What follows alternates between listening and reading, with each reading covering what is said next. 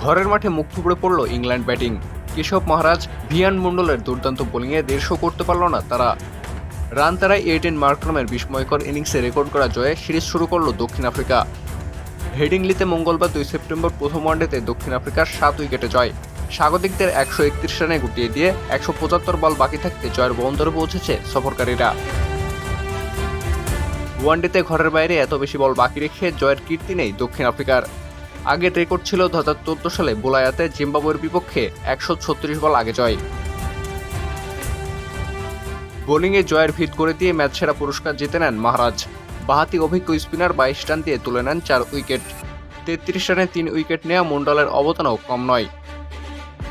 টি-20 স্টাইলে ব্যাটিং করে 2 ছক্কা ও 13 চারে 55 বলে 86 রান করেন মার্ক্রাম।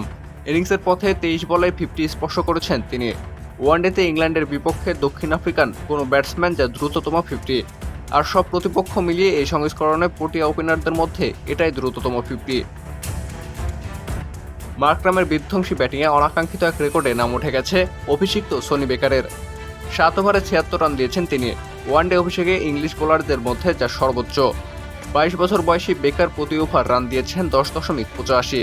ওয়ানডে অভিষেকে কমপক্ষে 7 ওভার করা বোলারদের মধ্যে প্রতি ওভার সবচেয়ে বেশি রান খরচ করার রেকর্ডটি এখন তার।